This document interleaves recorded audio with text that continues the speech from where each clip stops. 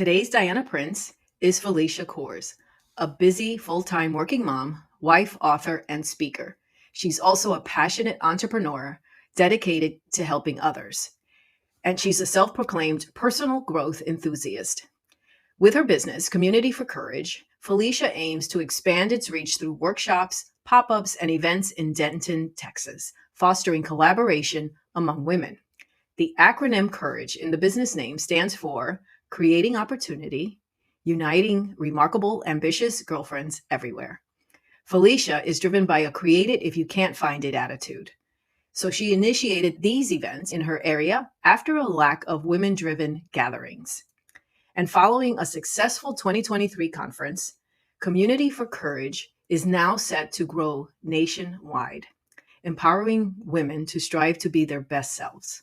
Felicia, thank you for joining me on Diana Absolutely. Prince. Thank you for having me. I am so excited about this conversation today.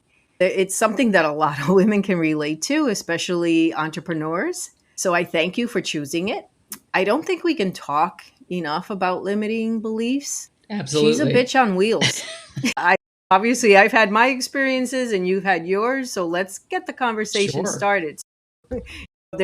I'm sure there's people out there that can relate. So let's just dive in. Let's start with a little background on your business. How did Community for Courage That come came about? about in about 2019. I was in I would say a very dark place. I had recently had a miscarriage, and I found myself struggling with number one, talking about it, number two, facing it, and being okay with not being okay. From that, I tried to do a little bit more self awareness, some more learning on self care, those types of things. And that kind of led me to attend an actual event that was happening in the DFW area. I'm in the Dallas Fort Worth area. It was actually Rachel Hollis's Mhm. Rise event that happened.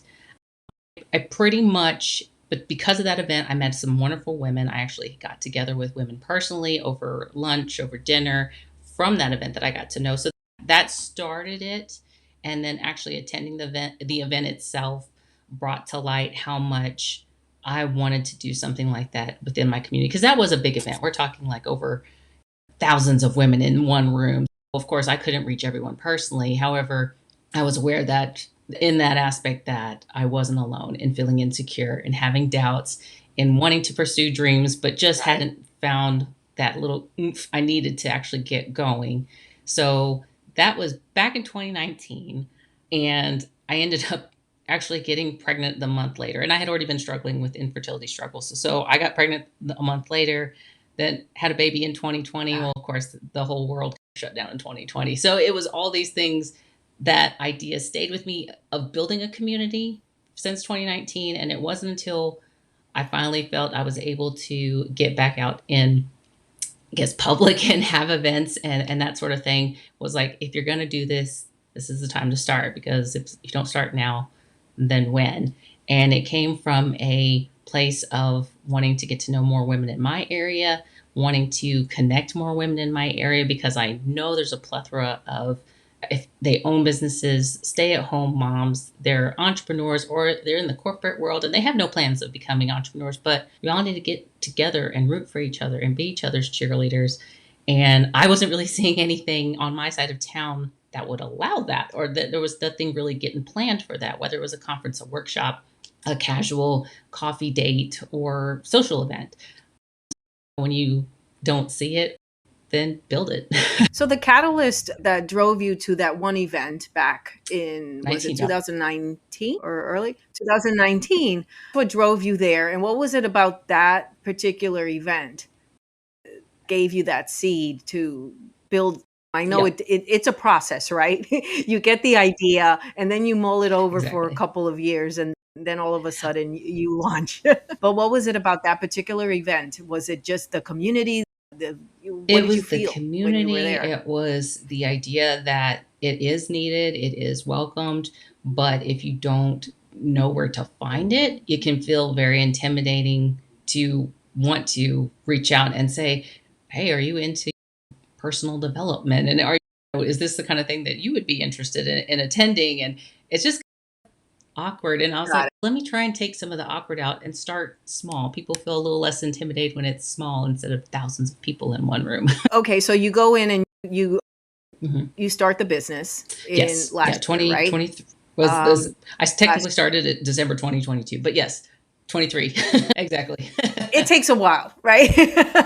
I could say like I started my business 2008, and yeah, let me tell you, it moved like molasses for the first couple of years. So you get the idea, you launch, and just give me an idea of any limiting beliefs that you were dealing with that may have kept you from moving that needle the way it should. Let's get a little insight on what you were dealing with, because there are huge hurdles Oh, for us. yes. Let's get a little insight onto what your specific limiting Oh, beliefs gosh. were and how did you overcome them? Yes. And my biggest ones was, oh, I have this idea, and it was, I would like to do this. Yeah, but you don't have time. But yeah, but you're a mom, so you're busy. Yeah, but everything else needs to come before your idea of something to do something fun and with others. It was always I would always put myself down to where I'm not capable, I'm not worthy, I'm not that smart. I can't plan all that. I don't have the time. I don't have the time to plan. I don't have the time to make phone calls. It's always, there's always going to be an excuse not to follow through on something. And then it was a culmination of starting to listen to others, individuals, mentors, if you will, whether it's on Instagram, Facebook, of deciding what is going to be a non negotiable. I mean, there's my hard stop at from work is always I have to go pick up Mm-hmm. my son from school. Why don't I have that same determination of, okay, today I'm going to make this phone call for a location of the conference, that type of thing. Okay, it's taking the smaller steps and breaking them down so it doesn't feel so intimidating. Because if we build it up to I can't, I won't, I'm not able to, I could never. If we talk to ourselves like that, then we are right, and we're never going to pursue our dreams because we've already talked ourselves out of them. Instead of saying, "What can I do to overcome this issue that I'm having? What can I do to make more time? What can I shift to make more room?" Because it's always, I know, a struggle for most, especially moms working full time, being a wife. You're always trying to juggle all the things, Mm-hmm. but it's being, So yes, little by little, you started dismantling some things, and it was the one. Tell. Can you share specifically which ones were the first ones that you the first one addressed? I had to talk myself into. I have a little background in event planning, whether it's as an administrative assistant and watching my mom do it for many years. Actually, as a she was my dad was a firefighter, and they were part of creating the Dallas Hispanic Firefighters Association, and there was much planning. So I know how much time needs to be dedicated, and I know that it's possible. And just became, it came into talking myself into, this is what you've already done. What if you add one more step to it? You're more than capable. Okay, I know where to plan the event. Now you have to find a caterer. Okay, pick 3 caterers, talk to 3 of them, see what their pricing is. And it just became easing myself into not like over getting anxiety over so much, and definitely breaking down the steps of what was possible for me. Because of course there's that, if I plan this conference, who's going to come, who's going to want to come to my conference? Nobody knows who I am, nobody knows what I'm doing. How am I going to do this? And it's uncomfortable. I hear It's you. not impossible, but it's uncomfortable. In your introduction, I did mention that you had a successful We summit in did. 2023, and that gives you a lot of fuel to expand when we're dealing with our limiting beliefs and where we're dealing just gaining the courage to move the needle forward a little bit. Like you said, it had to be the smaller steps. Mhm. Okay, just get the caterer because okay, who's going to book this? Who's going to book? Who's going to book? Have you had an experience like that where maybe you put it out there and no, Oh, there were no bites absolutely. I because even just yeah. it was, my event was in July, and I've attended enough events, similar events, to know when something is a hot ticket item, it's going to go. You got to go. You've got to put those tickets to sale for at least 4 months out. And of course, that's what I did. 2 weeks go by, 3 weeks go by, not one ticket sold. And it's that panic of, oh my Yeah. gosh, I put so much money into this. See, you're already starting to show signs. This isn't possible. It's not going to happen. It was having to talk myself down of continuing Ooh, anyway. If you, what's going to upset me more, never yes, attempting this or shutting it down before I even start? And it always came back where it's going to bother me exactly. more if I don't just follow through and go through with it. And that was hard. It is. It is hard, and I can definitely relate to it. We've all been there when we think that we have this great. It could be a Mhm. product, a service, an event. When you put it out there and no one bites, the main point is that you did have a Yes, successful event. I guess after how many, a couple of failures, or that's the only word to use. Although as business owners, we exactly. learn from them. We learn from them. We learn what steps we didn't complete, where we didn't get enough bites because we didn't market it enough. Whatever the case may be, you did get the event going, and now you have something Exactly. that you can grow, which is a point to everybody that's listening in. It's, if you don't take those chances and take the steps to fix what may not be working and get back out there, you're never going Exactly. to know. But you obviously learned, and see how it turned out, if it turned out great. So, in your uh, when we're talking about that, and the fact that limiting beliefs Mhm. do hold us back a lot of the times, ways would you say that women can evaluate what's holding them back or what's not serving them anymore? How do you? What advice would you give? How And did you that deal with one's that? a really hard one to face with yourself because that in my own life, I had to evaluate what was my time going to because that would essentially tell me why I was telling myself I didn't have time or I wasn't capable. And it came down to number one, what was I would consider a time suck, and also who I was spending my time with. I came to realize pretty quick I wasn't surrounding myself with the type of people that were going to get me to where I wanted to go. And that doesn't mean I had to, quote unquote, I guess, break up any friendships of any of that sort, but it just became limiting how much time I was spending with those who were, it was great to just have a good time, go catch a drink, catch dinner. And who was I on the phone with saying strategically, from your experience, I'm planning this event. What would be your advice? How much should I budget? Like all the things that would actually lead to my event being successful for me, starting a successful business. I needed to be around those who were actually going to help me grow where I saw myself going. And that can be an honest Okay. writing it down, making a list of who do I spend time with? Because I can't remember who said it, but it's who you're the most like the five people you surround yourself with. And if those five people Mhm. aren't moving you forward, it's time to take an honest overlook at who needs to shift around a bit, if you will. Can I ask you something though? Because I know that you are working right now and you are Yes. in the corporate space. Does that have any impact right now on where you want to go when you're saying Oh, like yes. time suckers? Yeah. I say that because I come from the corporate background as well. I went into corporate because I had to pay my bills years ago.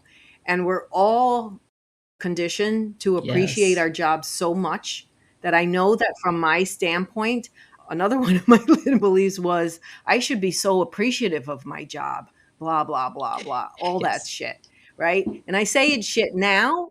I do say it's shit now because in hindsight, my job Mhm. was an energy sucker. You should have a job where you can pursue your Yeah. passion afterwards. I did not have that. I could not get myself to tell myself that my job was actually a Gotcha. Yeah. problem. No, I will say I am very blessed that I have a job that is flexible because it's right as right now, Okay. even being here with you, I'm moving my schedule around. I will be on later tonight, but I didn't, and there's a lot of people who don't have that luxury. To To a way. degree, I'm not going to sit here and say, "Oh no, it's totally fine, Yeah, totally easy." No, I mean it becomes I intentionally time crunch the amount of work that I know I have to get done, and I will shoot to make sure that gets done in order to then make a phone call, make an email, get back in touch with somebody I networked with at another event, making time for networking events. It's a gotcha. constant battle, and I'm not going to sit here and say it's easy. And there's even times where I've had to take days off of work to catch up on those extra things that are taking up my time for my business. But I'll be damned if I let my business go. Thank you for sharing that. And it is a challenge for everyone. If you're in the corporate space and you're trying to find, give space for that side hustle, just be very mindful of where you're at and any limiting beliefs that are attached to that, especially if you've been in it for quite a while. They're pretty prominent. And Mhm. now that you have your community set up and everything like that, you definitely have a lot of experience under your wings right now in terms of getting that successful event going. What would you say would be a good way for women to find their tribe and their space where they Oh can yeah, thrive? and in full disclosure, I am by nature an introvert. I'm quiet. I don't want to talk to people. I get out of my comfort zone. And finding ways to reach people, to get people to attend my event required me to get out of that comfort zone and research and find individuals I could actually meet with. And because that's essentially what pushed my event as well as it did, getting people to know who my company was, getting to know me. And that's what I want to do for others, all in one kind of all together. And it just started with Googling. I mean, that's the simplest first one is women empowerment events in my area, women conferences in my area. You just start somewhere. Eventbrite can be another location of where you can find, again, just the keywords empowerment, women working together, women entrepreneurs, anything. And it really doesn't even apply to businesses. I was raised by a stay-at-home mom, so I always want to include them to not ever feel like they're not included in being part of the community because I've had somebody tell me, I don't have my own business. Can I really attend one of your, or will I get something out of your event? Absolutely, because people talk and they need to know what you think of somebody. If what if they own a company and they need the word out? Are you a person? Great, you qualify. We need your help. It can be Facebook groups. That's another big one. A lot of people have said Facebook's kind of dying down.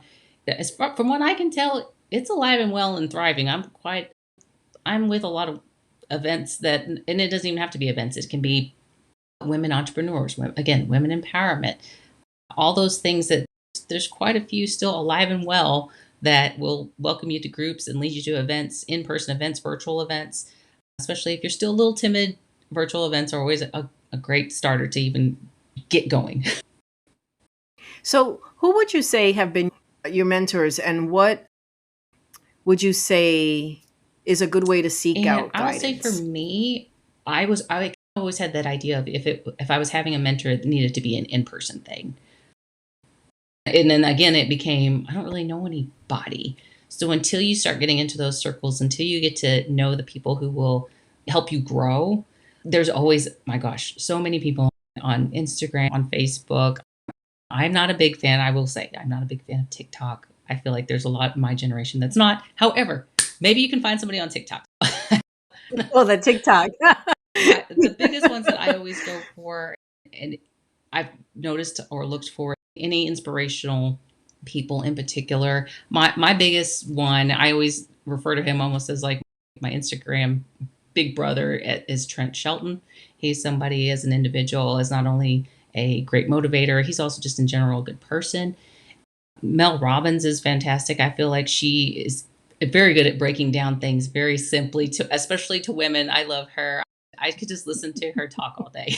She's fantastic. Oh yeah, she's She's great. funny. She could take some serious topics and make them funny.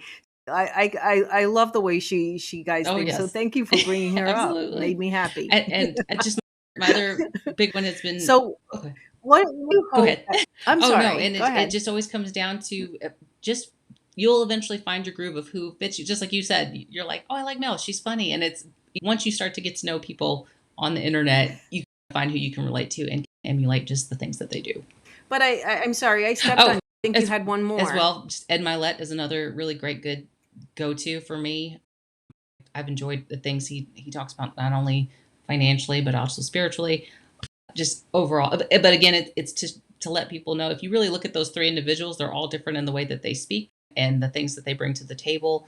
And I just always encourage people, just keep finding people online that you're interested in, but never go with somebody just because someone recommends it.